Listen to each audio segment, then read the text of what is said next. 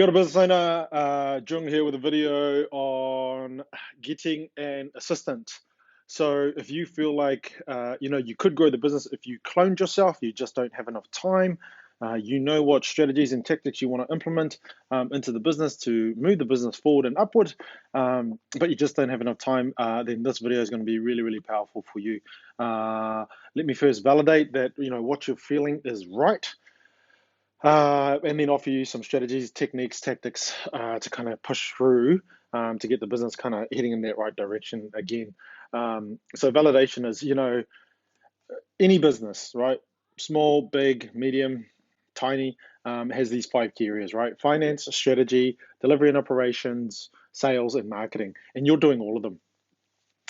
Even if you do have a little bit of team already, you're handling it all.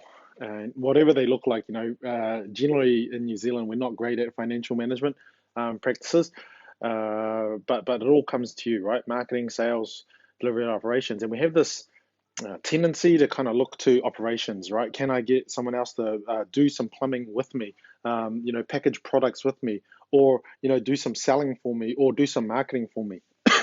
And while those things are super, super valuable, one of the key things you can do, because it's time. That's the biggest thing holding your business back at the moment is time, is to buy yourself some more time. And when you look at your time, one way to look at it is that you're spending it on, in 3 areas: high value tasks, mid level tasks, and low level tasks. And you might talk about, $200, $300 an hour stuff, maybe, $100 to $200 an hour stuff, and then, kind of $20 to $70 an hour kind of stuff, right? And so one of the quickest ways to leverage yourself up so that you can do more of the revenue generating things or business growing things is to delegate or empower someone to take care of some of these time consuming but not necessarily high value tasks in the business, which is getting an assistant. So one of the major questions I get around this is like, okay, cool. So where do I find this person? And so to answer that question, it's a strategic question, is, my recommendation is, because you're a small business, this person is going to be a key hire to you. Go to your informal networks, right? So we're talking friends, family, social media. And what you're asking for, or what your proposition is, hey, do you know anyone that might be interested in, helping me out with a few bits of admin, a few hours of admin every week? And just to note here, around your concerns around committing to the expense, the fixed expense, we go on a casual employment agreement or even a contractor agreement, because it might be 1 hour this week, might be 10 hours this week, might be 20 hours this week. I don't know. And you can legally implement that via a casual employment contract. So there's a bit of a guide that comes with this video, a written guide, and so that'll be attached as well. And if you don't have it, just fire us a message and we'll get that through to you. So you want to go to your informal networks, because this person, you want to have a strong relationship with you. A couple of the key things they're going to be hiring is, one, calendar management, potentially answering phones if you're a business to consumer facing kind of client. If you are maybe B2B or products orientated, it's more the operational things, and definitely the organizational things.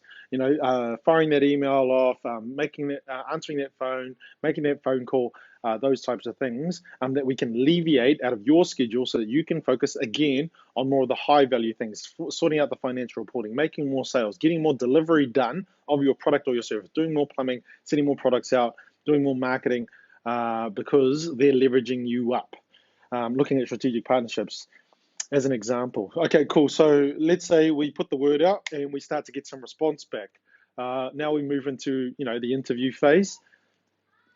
And when it comes to interviews, the tactic I'd probably recommend there is splitting the interview up into 2 components. One is a personal component, and the other one is more job orientated. Before we go into that though, 2 things I think you should do. Obviously, write a little bit of a job description. And again, it can just be key areas like calendar management or answering phones, invoicing. It can be just an area of responsibility. It doesn't have to be specific tasks at this point. But before that, personality traits. We need to get a sense of the person that we're trying to hire. Some things I'd recommend as an example for you to consider are goals orientated. Goals-oriented people typically are a little bit more self-motivated. They take more initiative, so they require less management and hand holding, babysitting when you do bring them into the business.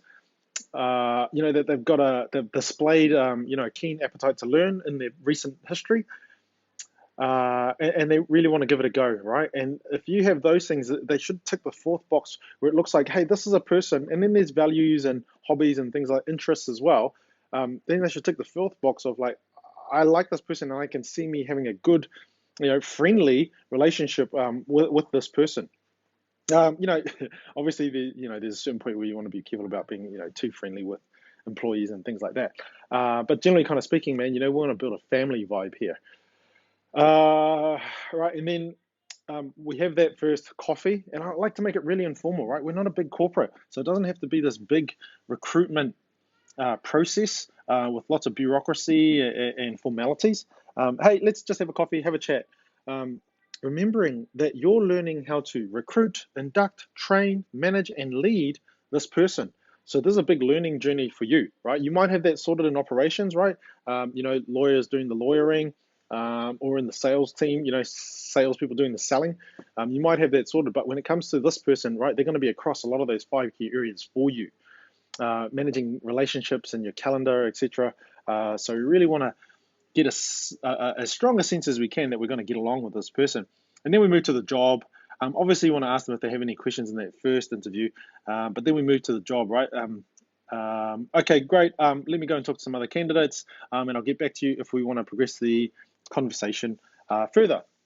Let's say you do. Okay, cool. Let's catch up on Zoom, coffee, what have you, phone, and talk about the job. Answer all the kind of questions. And again, it's a 1 month trial. Again, you've got the 90-day trial in New Zealand, and on a casual employment agreement, we've got 1 month notice anyway. There's a little bit more specificity in the guide around some of the payments and things like that. But the thing about casual really is just that you're not necessarily committed to fixed costs of, let's say, 20 hours a week at whatever hourly rate you guys decide on.